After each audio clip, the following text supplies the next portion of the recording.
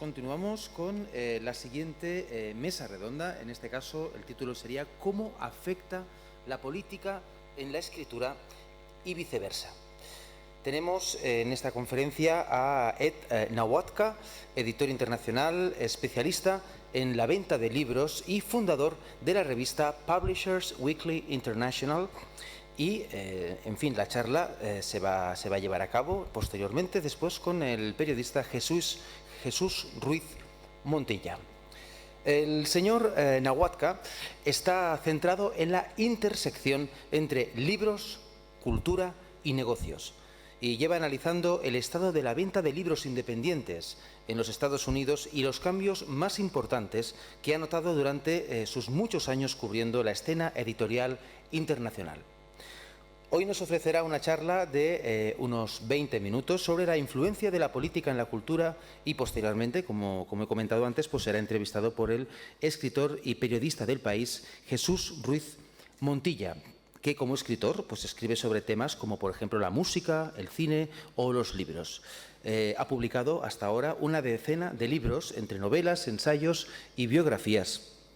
Su último libro, Divos, es un ensayo que analiza la historia de la ópera desde el final del siglo XX y el comienzo del siglo XXI con representantes de 4 generaciones entrecruzadas.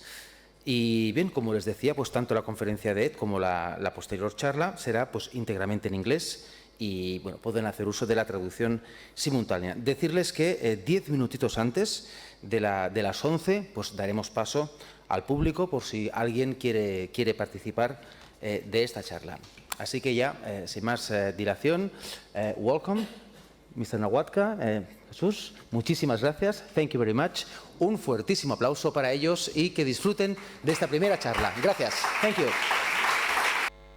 There we go. Hi, good morning. Hola, buenos días. Me llamo Edward Nawatka. Soy el editor de Publishers Weekly. Mi educación precisamente fue en los jesuitas. Aquí estar ahora en una universidad jesuita es un placer y tengo un diploma precisamente en filosofía en este campo. Es interesante y es muy amplio hablar de política y cultura. Estoy aquí básicamente por mi relación con el idioma español, que empezó cuando fui a la escuela militar con mexicanos, con niños mexicanos en Estados Unidos desde que tenía 5 años. Yo no hablo español bien porque los curas en la escuela militar católica a la que acudía nos pegaban si hablábamos en castellano. Era considerado un castigo porque estos soldados mexicanos ricos habían venido a aprender inglés, no español, claro, a Estados Unidos. Yo estoy aquí por mi relación con Publishers Weekly en español, que yo co-creé con Enrique Perría en el año 2020. Colaboramos y nos dimos cuenta que cuando trabajamos a nivel internacional, que el idioma español a nivel intelectual no se respeta igual que el inglés, alemán, el francés o el italiano. Por lo menos no ha sido así en la historia de los idiomas y esto es un problema. Aunque no lo queramos admitir, es muy injusto y también da lugar a un desequilibrio político muy importante. Este es uno de los motivos por los que queríamos ofrecer esta oportunidad de crear una revista que establecería un diálogo en todo el mundo para los libros en español. Y esto no quiere decir que las instituciones educativas y los escritores no existan, sino que simplemente no se les ha respetado debidamente y lo mismo ocurre con los negocios. Y como americano, yo veo que cada vez tiene más fuerza incluso en Estados Unidos este idioma. Tenemos 3 estados en Estados Unidos, California, Texas y Florida, donde los hispanoamericanos son la población dominante.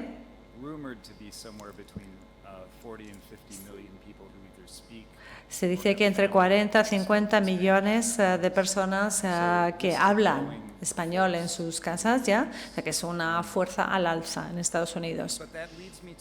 Y eso me lleva a hablar un poco de las relaciones entre el idioma y la cultura y la política. Yo he dedicado parte de mi carrera a viajar por todo el mundo. Empecé en Irlanda. Si nos remontamos a principios del siglo XX, había una guerra entre el inglés y el irlandés. Y ahora tenemos escritores como James Joyce o William Bellayeat o Oscar Wilde, y los conocemos es porque pensaron que era importante fomentar la cultura irlandesa a través de la tradición y del idioma irlandés. Si vemos la situación un poco contemporánea, que yo conozco bien en Ucrania, en el año 2013 yo en Lviv daba clases en la universidad y a editores sobre lo que era la edición un poco contra la propaganda política. Y justo un poco antes de que Putin se anexionara Crimea, hubo inundaciones. Y desde la independencia en Ucrania siempre ha habido esta tensión entre el ucraniano y el ruso en Ucrania. Y una de las maneras en las que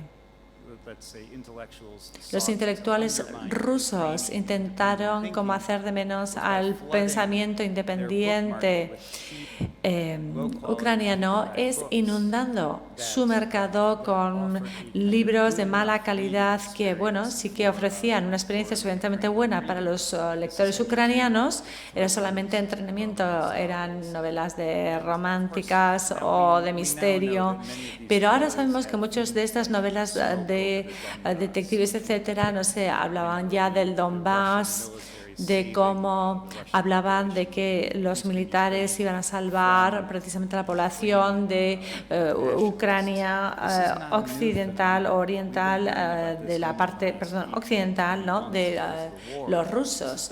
Y esto lleva ya 20 años y no ha sido por la guerra, sino que ha sido una manera constantemente bien organizada, bien orquestada de intentar hacer de menos a los libros ucranianos.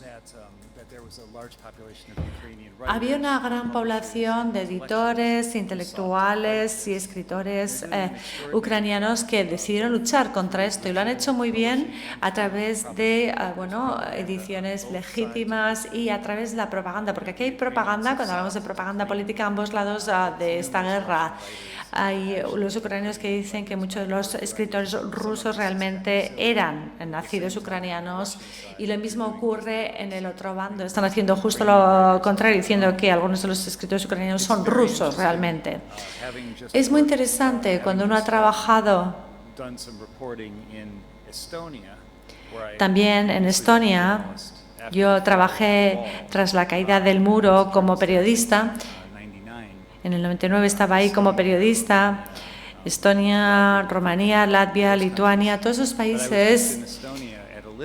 Y estaba en un festival en Lituania de literatura y cómo decidieron protestar los escritores rusos no era no leyendo esos libros, sino los querían leer en inglés, porque utilizar el idioma ruso para ellos era como si realmente esto era algo que había perdido crédito por las acciones de Putin. Entonces es interesante cómo los escritores decidieron cambiar un poco su afiliación política y cultural a través del idioma. En la época de Kurkov, quizás el escritor que es más conocido, que escribe primero en ruso y en los últimos años decide ya pasar a escribir en ucraniano. Y uso estos ejemplos simplemente para vincular los idiomas a la política. Pero en la actualidad, uno de los grandes debates que tenemos es en torno a la inteligencia artificial y el impacto que esto va a tener en la escritura y en la política. Como americano, voy a hacer una broma, voy a decir aquí que mi traductor realmente es como una especie de versión del chat GPT. Puede estar diciendo al intérprete lo que le da la gana, puede decir sus propias ideas o decir lo que yo digo, nunca se sabe. Y realmente no sabemos si la información que recibimos de estas fuentes digitales, lo que quiero decir con ello es si es válida o no, si es veraz o no. Y cuando hablamos de inteligencia artificial y del uso de estas herramientas, porque inevitablemente lo vamos a utilizar, ya lo damos por hecho. Yo no voy ni debatir, ni entrar a debatir si la vamos a utilizar o no la inteligencia artificial para crear. Lo vamos a hacer, vamos a vivir con ellos. Va a formar parte de nuestra vida, ya forma parte de nuestra vida. El tema es cómo lo vamos a utilizar y cómo vamos a controlarla. Hay un libro que la semana se ha publicado hace 3 días en Estados Unidos que se llama The Coming Wave, la ola que viene, que en breve se va a publicar también en español. Es un libro de Mustafa y Michael Basker. Mustafa fue uno de los creadores de DeepMind, es decir, de parte de Google. Y su argumento en este libro es que esto es algo que hay simplemente que limitar y contener y controlar. Y la única manera va a ser a través, de la legislación y de la política. Creo que en breve vamos a poder preguntar a ChatGPT o a la inteligencia artificial a quién votamos en las próximas elecciones. Pero claro, una vez que lleguemos a eso, hemos cedido nuestro poder político, nuestra capacidad de decidir y de actuar.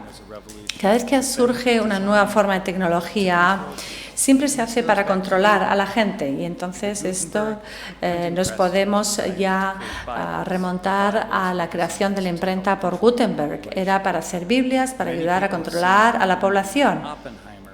Mucha gente habrá visto Oppenheimer, la película hace poco, la historia de la creación de la bomba atómica.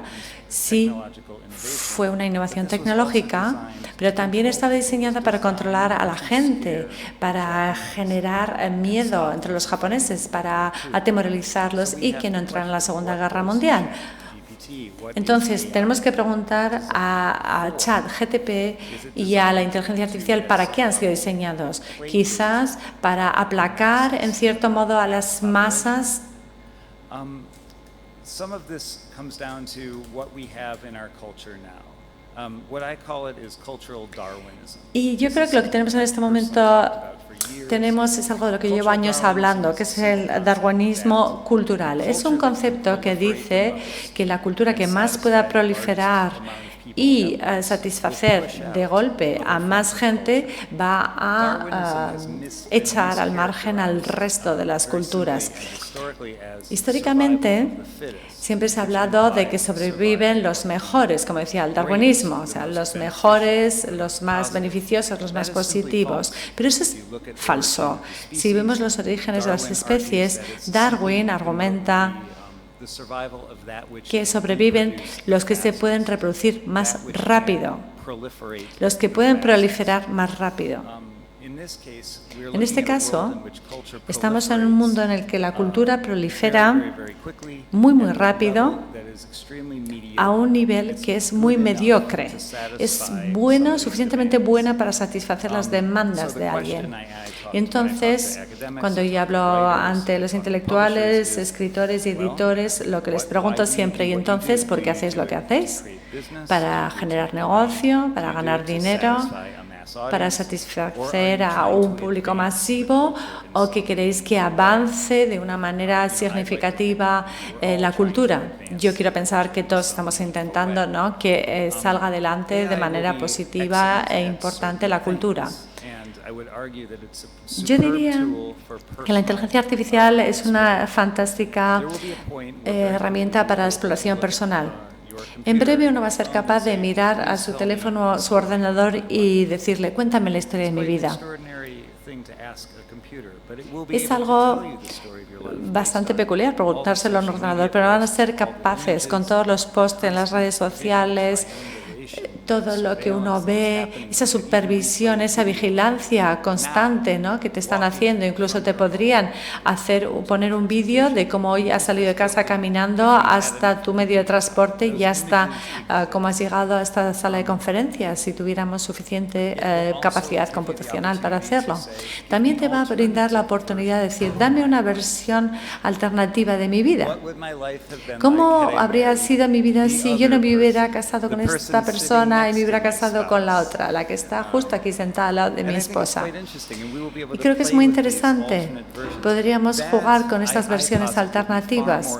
Y yo creo que eso sería mucho más divertido que cualquiera de las cosas que podemos encontrar en Netflix. Yo le llamo a esto la máquina narcisista. Es decir, es usar la tecnología para un poco mostrarnos como un espejo de versiones alternativas de nosotros mismos. En Instagram, las redes sociales, ya lo hacemos un poco, donde vemos estas versiones alternativas de nosotros mismos. Generamos estas vidas de ficción. Y cuando hablamos de consumir cultura, también seremos capaces de ver algo como Harry Potter y decir, no me gusta cómo acaba Harry Potter. Quizás tenía que haber ganado Voldemort. Bueno, dame 3 finales alternativos donde gana. Dame una versión de Harry Potter donde todavía están vivos sus padres. Empecemos por el principio. Cambiemos este libro. O sea, la inteligencia artificial, como hemos consumido todos estos recursos culturales, será capaz de darte estas versiones. Así que vais a ser los autores de vuestras propias versiones de estos libros. Aquí la pregunta es,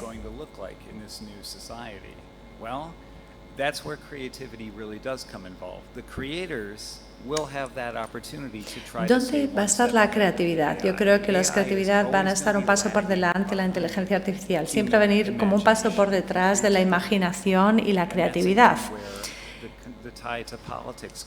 Y ahí es donde entra en juego también la política. Podemos utilizar la inteligencia artificial para solucionar problemas actuales, pero no podemos predecir cuáles van a ser los problemas del futuro.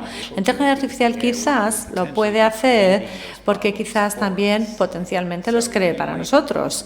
Así que quizás acabaremos en una guerra con nuestra propia tecnología. Estoy especulando a distintos niveles, pero creo que cuando acabamos hablando otra vez de libros, de la creación cultural y de la política, creo que tenemos una gran oportunidad para usar estas herramientas para generar libros a partir de productos existentes, pero yo creo que el gran reto para los pensadores, los medios culturales, etcétera, es ir por delante de todo esto, ser más inteligentes que la propia tecnología. La gente me suele decir, ¿por qué no utilizas la inteligencia artificial para escribir las historias que tienes que escribir? Pero no hay nada que sustituya la experiencia cara a cara personal, subirte a un avión, venir a Bilbao y hablar con ustedes aquí en persona es mucho más enriquecedor y enriquecerá también mi capacidad para dirigirme a otras personas porque he vivido esa experiencia. Y esa es nuestra ventaja como seres humanos por encima de esta tecnología. Así que el reto realmente es siempre ir por delante de ello. A mí me suele gustar decir de broma que todavía soy más inteligente que la inteligencia artificial, pero bueno, esto no sé cuánto va a durar. Y a este respecto hay otro libro que me gustaría recomendarles, que se ha hecho muy conocido por Simon Sinek, pero el libro inicial se llamaba Juegos finitos e infinitos y es de un filósofo, James Curt. Era el director en la Universidad de Nueva York de filosofía durante décadas y habla de cómo hay 2 tipos de juegos, unos finitos y otros infinitos, unos que acaban y otros que no acaban nunca. En nuestras vidas previas, en nuestras vidas culturales previas como creadores y escritores, un libro acababa. Lo escribíamos, lo publicábamos, lo vendíamos y acababa en la biblioteca. Ahora nunca acaba. Ahora es un juego infinito, solo lo abandonas. Y hay un momento en el que quizás dejas la historia, pero la historia sigue, continúa. Hay un podcast muy conocido, y con esto voy a acabar porque me gustaría luego que haya un debate con ustedes. Hay un podcast muy conocido que es una historia de ficción muy conocido que es Welcome to Night Vale. Y en este podcast una de las líneas más interesantes es: solo uno piensa que la muerte es el final de la historia si piensas que la historia es sobre ti. Y creo que es una metáfora muy interesante de este mundo en el que vivimos.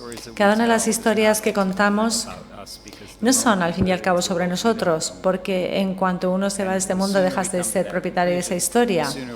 Y cuanto antes lleguemos a esta conclusión, antes podremos avanzar con la cultura de una manera significativa. Porque mucho de lo que he comentado es privado, es personal. Cuéntame la historia de mi vida. Lo que estamos perdiendo es este sentido de comunidad, de historias que se consumen por la comunidad, y lo hemos perdido sobre todo durante la pandemia. Y creo que hemos recuperado un poco eso este verano cuando cuando había esas colas para ir a ver tanto Barbie como Oppenheimer. De las cosas que realmente nos iban a recordar del placer de volver a un cine y de vestirnos para hacerlo, ir allí, precisamente tiene que ser Barbie. Bueno, pero está claro que el público tiene una gran sed, un gran hambre de, vivir experiencias en comunidad, ¿no? Realmente, ¿cuánta gente no ha echado en falta esas colas cuando iban a publicar un nuevo libro de Harry Potter?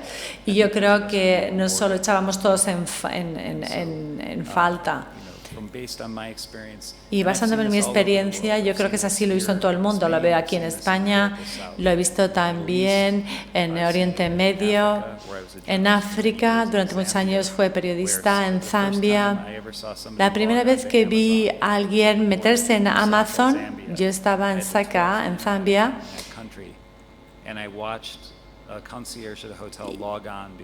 y vi cómo se estaba metiendo en Internet, en Amazon, un ujier de un hotel, y no tenía ni idea de cómo hacerlo. Y sin embargo eran capaces luego de ver a través de esta pantalla todo. Realmente lo importante es la imaginación, no solo aquí, en México, en Lima, en Perú, en Latinoamérica, sino realmente esa imaginación creo que va a estar conectada con la imaginación de gente de Indonesia, de Kenia, Nigeria o Canadá y Estados Unidos. Y creo que va a ser algo fantástico, pero también algo aterrador. Veamos qué va a ocurrir.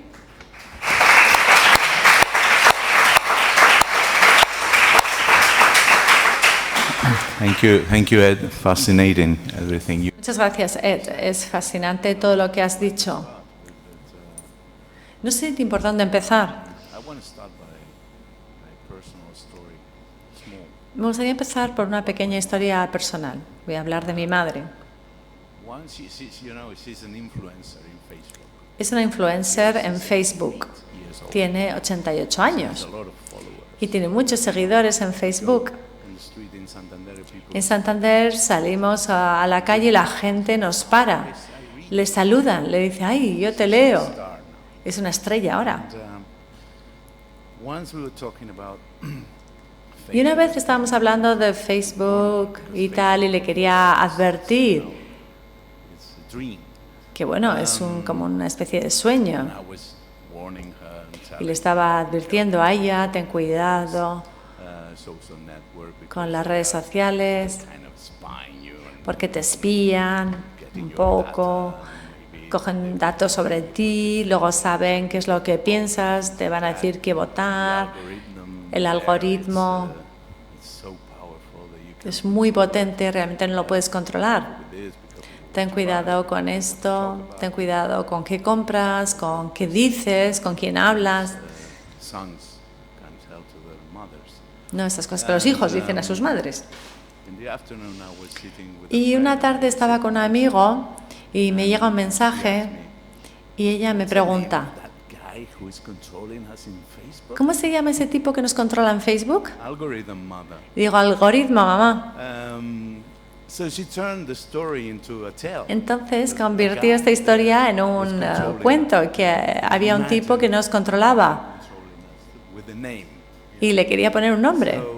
Entonces te lo imaginas como que es un tipo que te controla con nombre y todo. Ese es el poder de la imaginación de los seres humanos. Y cuando tú has dicho que tú crees que todavía eres más inteligente que ChatGPT, tienes razón, porque el ChatGPT es un invento de una persona.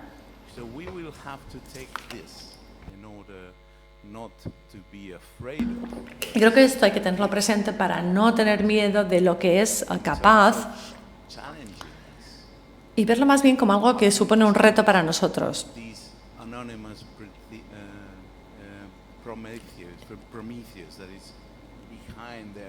¿Y cómo podemos nosotros retar a su vez a todas estas cosas que están detrás ahí como si fueran un dios capaces de hacer todo?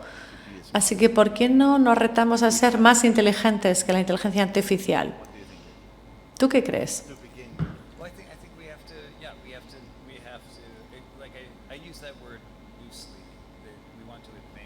Sí, hemos dicho que queremos mover hacia adelante, o sea, queremos que avance la sociedad, no solamente ser meros consumidores. Para mí eso es el gran reto, contribuir a que sea así, a que avance la cultura.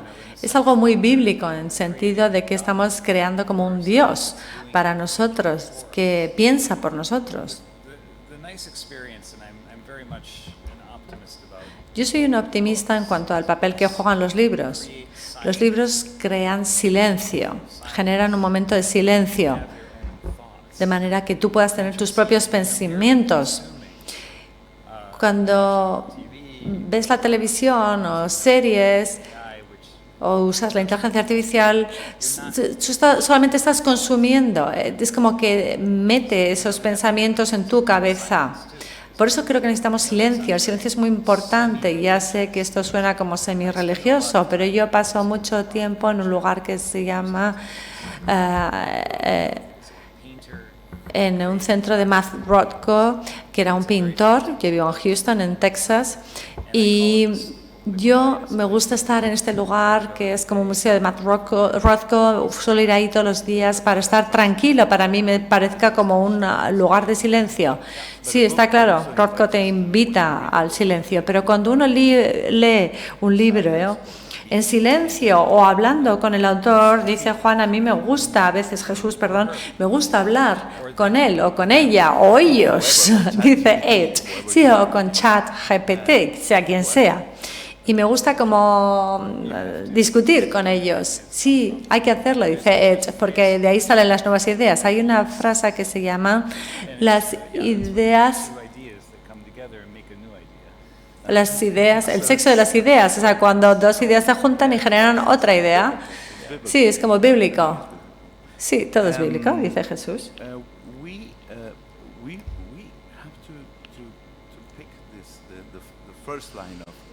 Creo que hay que coger la primera, el título, volver al título, hablar de política y cultura. Ayer hablé de un libro que se ha publicado en España de un autor colombiano, Carlos Granés, El delirio americano. Ahí intentaba demostrar que la relación entre la política y la cultura, la poesía, la filosofía, la música, era una enfermedad latinoamericana. Y yo intentaba convencerle de que no, que desde los presocráticos ya lo teníamos, todo esto, que la cultura siempre ha estado intentando y siempre ha sido el primer paso para la acción política.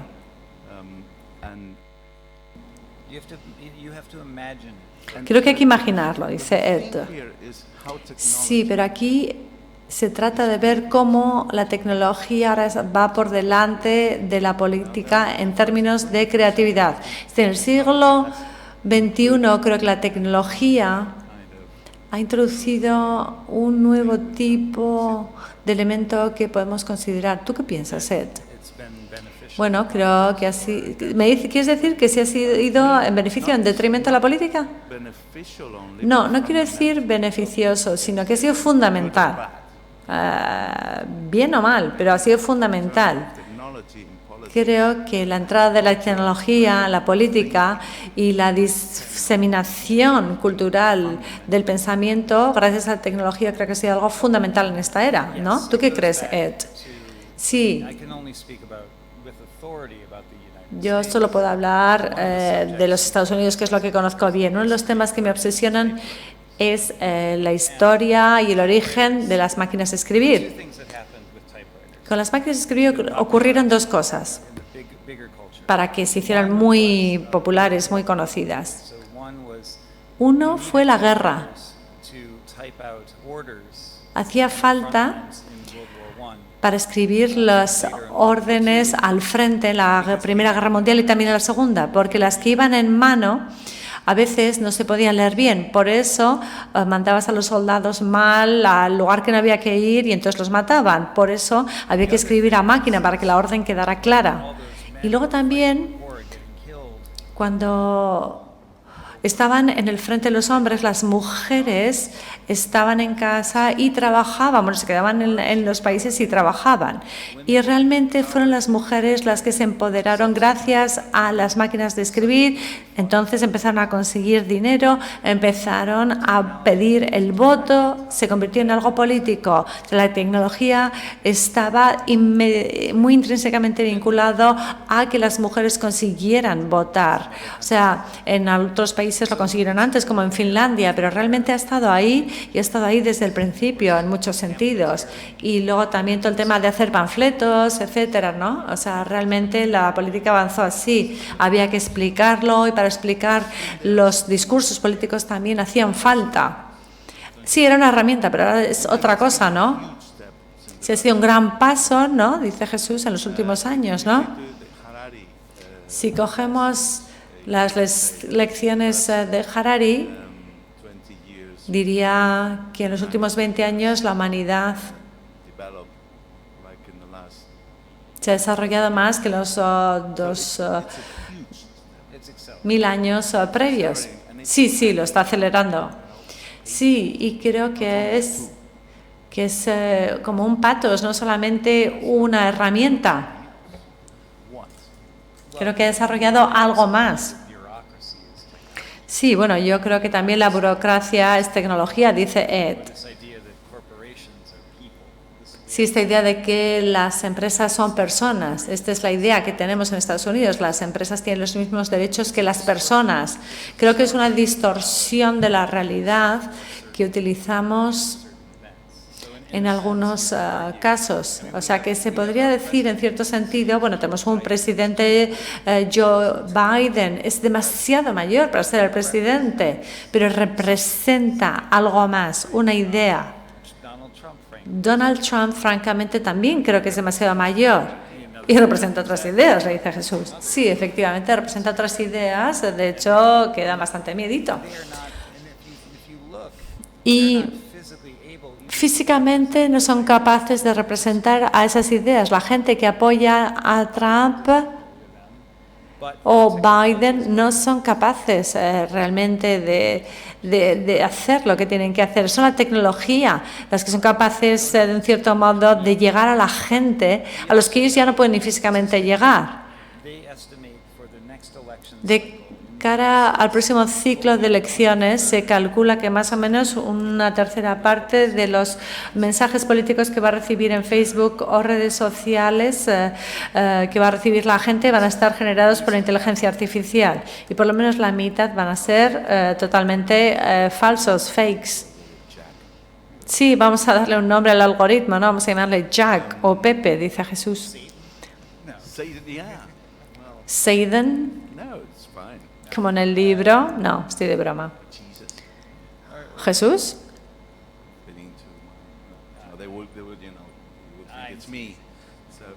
Van a pensar que soy yo, no. Retomando el tema del chat GPT, vuelvo un poco al principio del siglo XX.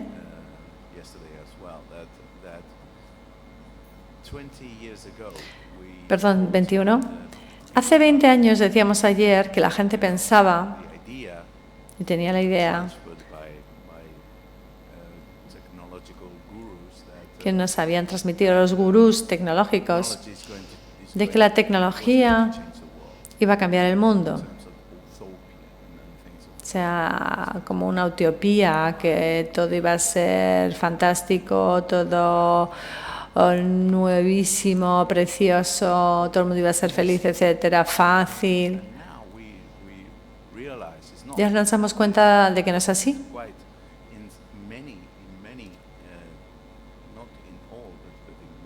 Que para muchas cosas es justo lo contrario. Y ChatGPT ha arrancado así su vida. Pensábamos que esto era algo distinto y ahora ya sabemos que tenemos que tener cuidado con ello. O sea, empieza ya como con una cierta desventaja. ¿Cómo vamos a ir hacia adelante con ello? Bueno, sí, dice que, como tú has dicho, hemos aprendido ya a ser recelosos de la tecnología. Sí, pero bueno, en Oppenheimer, una de las cosas que se dicen, vale, ¿qué posibilidades tenemos de que una vez que lancemos esta bomba se acabe la guerra? Bueno, menos de un 1%, casi cero. El riesgo siempre ha estado ahí.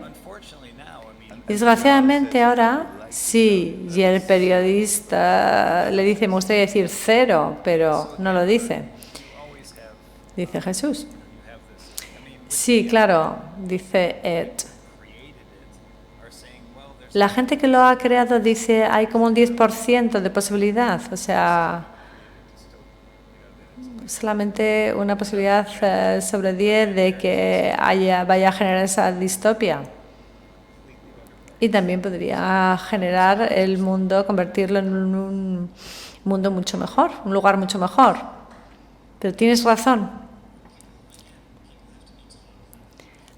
Hay que enseñar a la gente a pensar por sí misma.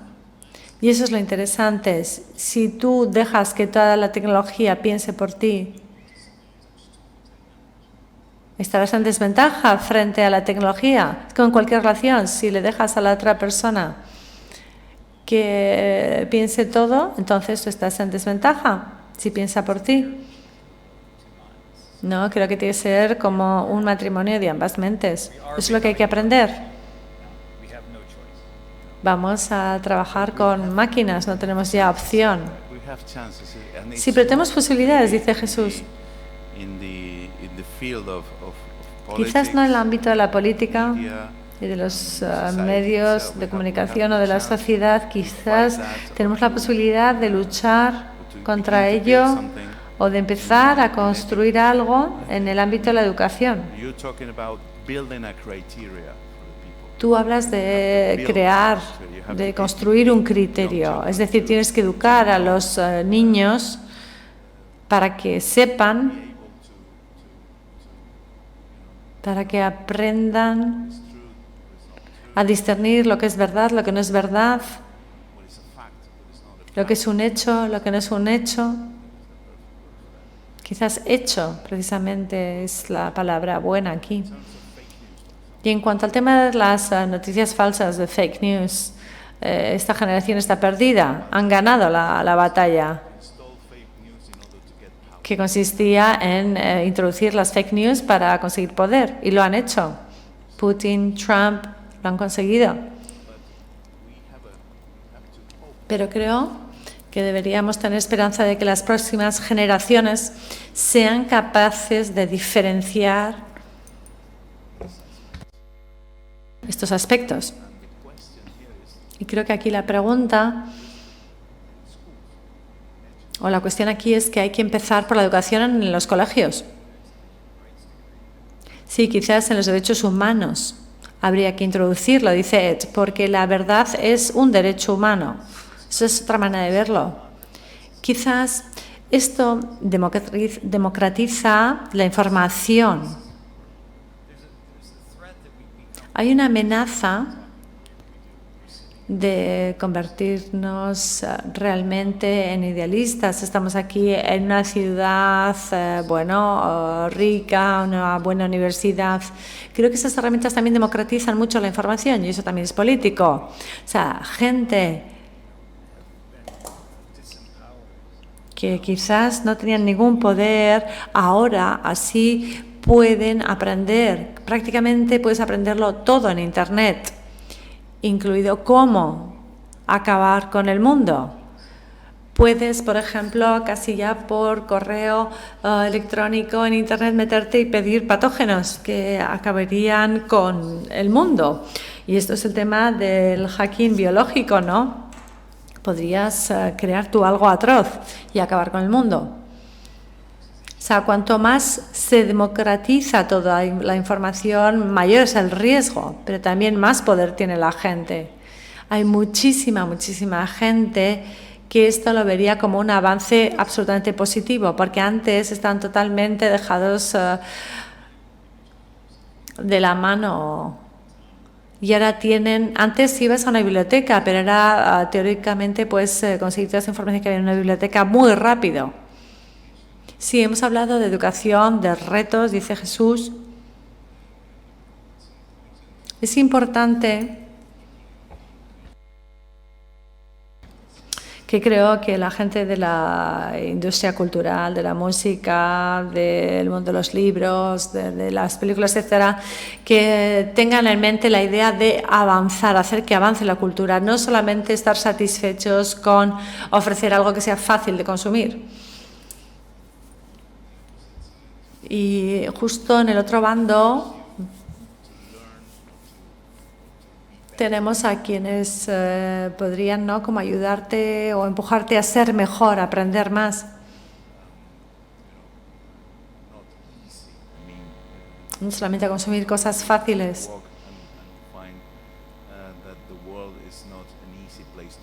Porque el mundo no es un lugar fácil donde vivir. Y yo creo que eso es algo que tiene que hacer el mundo cultural, retar a los seres humanos para que crezcan por esa vía, no solamente a que sean meros consumidores de una película, que digan, veo una película, leo un libro y me voy a dormir.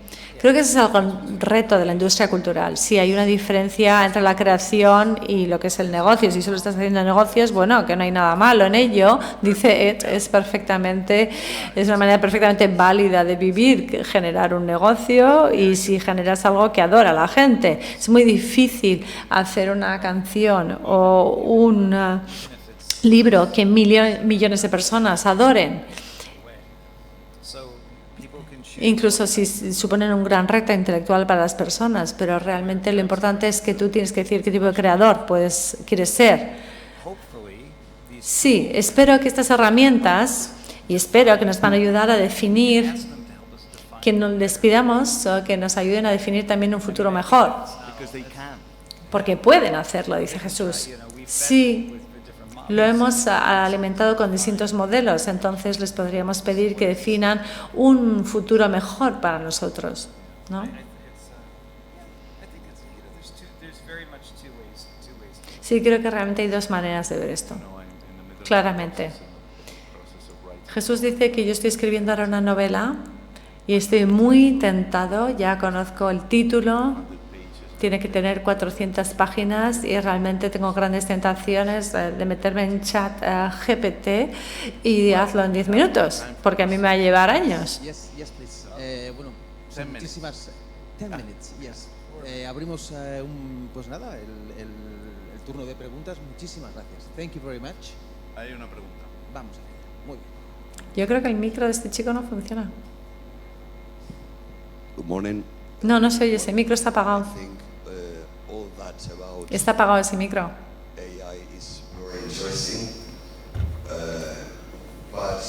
Lo siento, pero es que no le oigo.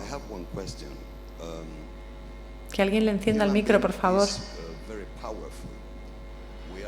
¿Puede alguien encender el micro inalámbrico? No se oye.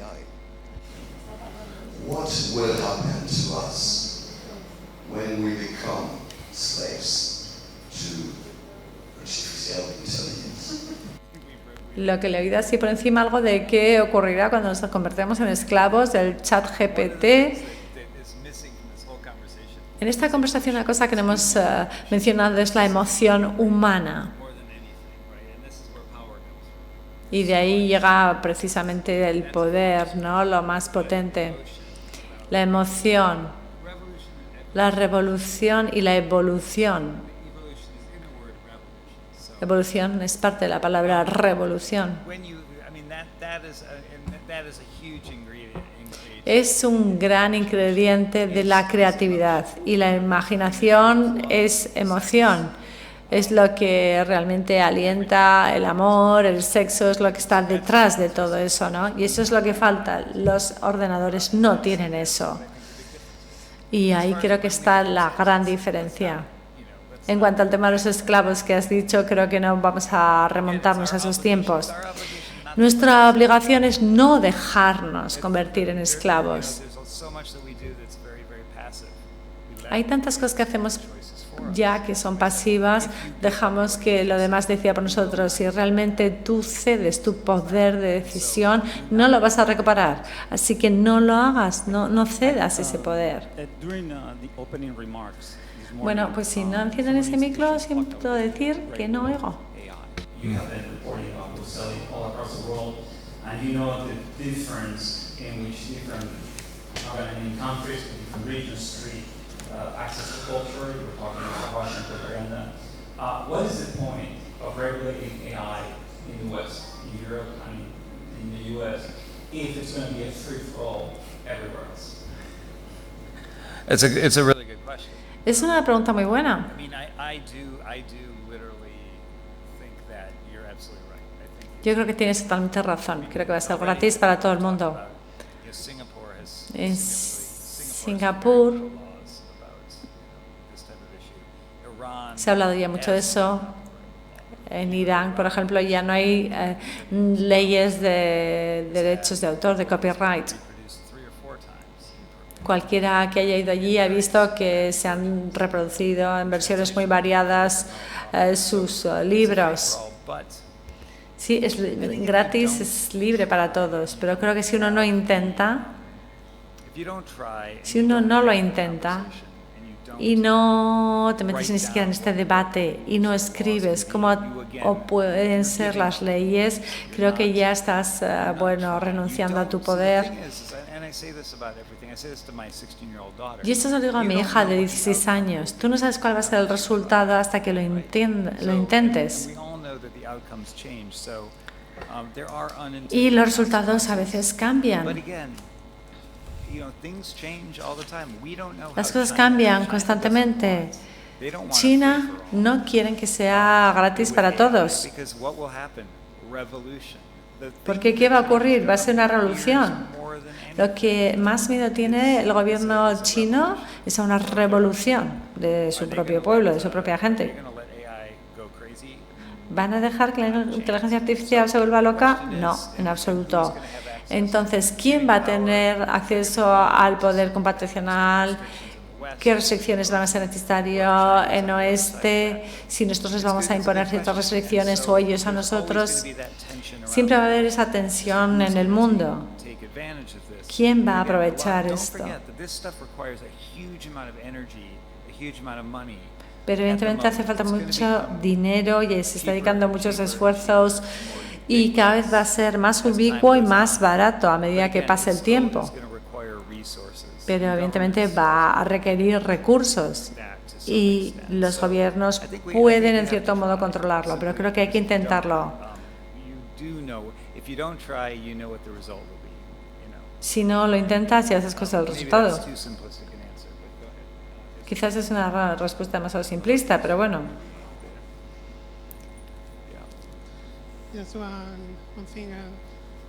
¿Pero por qué no lo encienden? Lo siento, no os puedo traducir la pregunta.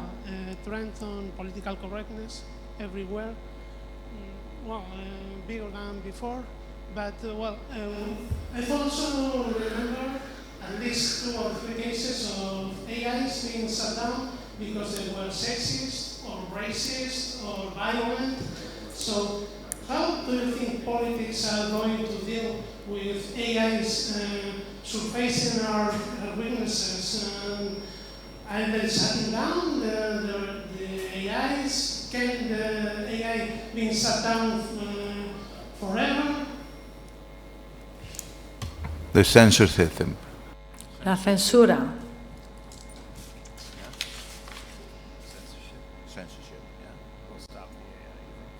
Si la censura va a detener a la inteligencia artificial,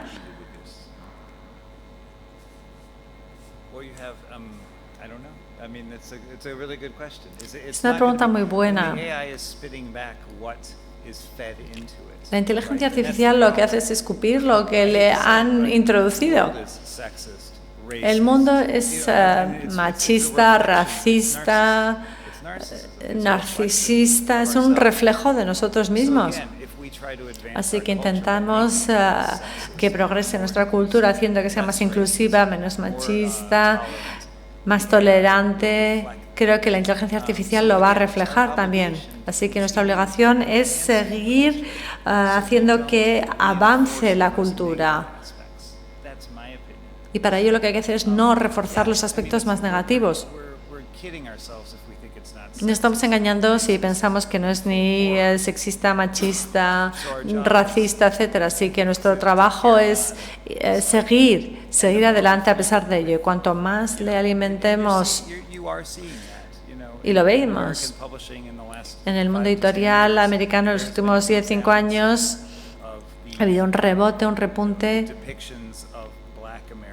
de las descripciones de los LGTBQs, de la población afroamericana, también de los asiáticos americanos. Es decir, cuanto más se hable de ello, cuanto más le alimentemos eso, pues más lo podrá sacar. Sí, por ejemplo, hay un ejemplo de cómo la inteligencia artificial ha cambiado algunas películas porno con caras de gente muy conocida, dice Jesús. O sea que se pueden hacer cosas terribles también, bastante chungas. El último minuto, the last minute, if you want to say some conclusion. To address people. El último. To address the audience, the voters. Eso es. ¿Alguna pregunta más? No hay más preguntas, pues ya si queréis hacer la última conclusión o the last line for like a conclusion or something To like wrap that. up. My last line is, go out in the street, have a good pinch Salid a la calle, tomaros un pincho rico, of wine, beber vino, disfrutar and let GPT for other people. y dejar que otra gente use el GPT. If I was to give it, I mean, the thing I always say is the question that everything comes back to is why. And if you start with that question, Si empezamos con el por qué, you have an obligation to come up with an answer tienes que dar una respuesta that will satisfy you. y entonces llegas a una conclusión que te satisfacerá. Ideally you want to do, but I think the best answer to why Creo que la mejor respuesta al por qué es pues para vosotros, para crear una comunidad, para conectarnos. Para eso creamos, no para ser egoístas, sino para compartir. Y cuanto más uno pueda hacerlo, más estarás alimentando a la inteligencia artificial con la información adecuada para generar una imagen amplia del mundo, no una negativa. Entonces hay que intentar también utilizar la parte buena, captar la prosperidad de nuestra imaginación, no una versión más frágil de nosotros que simplemente la más narcisista. Sí, meter la emoción, creo que ha dicho Jesús. Ha sido un placer estar aquí en esta conversación, Ed, le dice Jesús. Muchísimas gracias.